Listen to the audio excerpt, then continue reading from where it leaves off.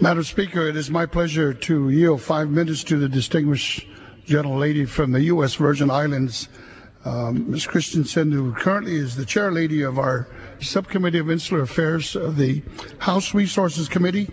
She also serves as a member of the Homeland Security Committee. Gentlewoman from the Virgin Islands is recognized for 5 minutes.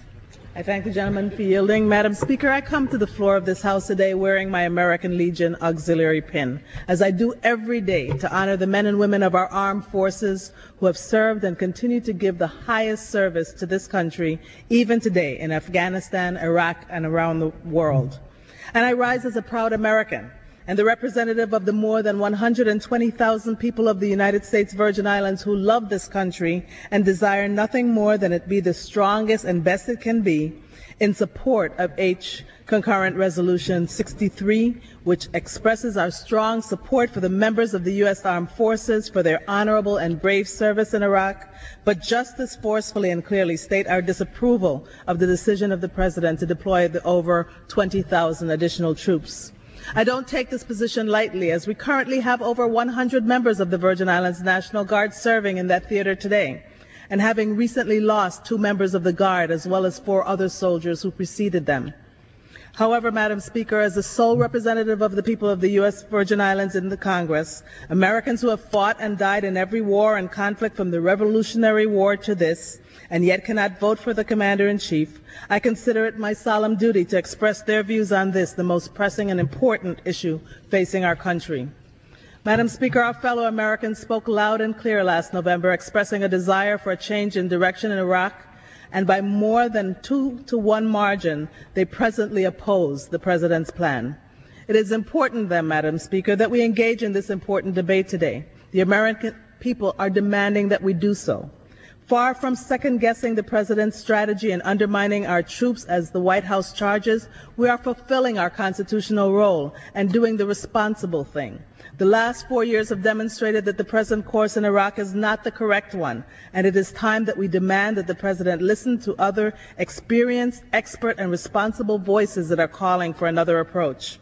This rather modest resolution is but the first step in that effort, an effort to support our troops and support our nation by holding the President and the Department of Defense accountable, by insisting on an exit strategy that extricates our men and women from what is now a civil war and allows the Iraqi people and their government to take responsibility for their country's welfare. We are also told by members on the other side of the aisle, Madam Speaker, that if we change course in Iraq, it will be disastrous for the Iraqi people.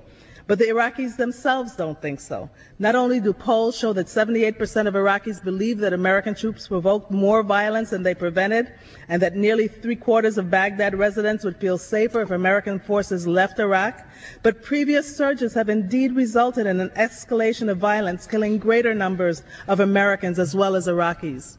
Instead of beating the drums of war, the President should be engaging in diplomacy, as the Iraqi study group called for, to pursue our common interest in a stable Iraq, even if it means sitting down with Syria and Iran as we have done in the past. Peace and the lives of our men and women deserve this effort. With the over thousands of Iraqis killed and over 3,100 of our troops having made the ultimate sacrifice, we have paid a far great price for the decision to invade Iraq without the proper justification or an exit strategy, and without adequate preparation, training, and protection for our troops. We have further paid the price of the loss of respect and esteem by the international community, and the loss by the people of this country of any confidence that what we are told by the White House is the truth. While we sadly cannot bring back those who have died, we can honor their memory by restoring truth and restoring this country to the high respect, regard, and leadership that the brave men and women of our armed forces dedicate and sacrifice their lives to preserve.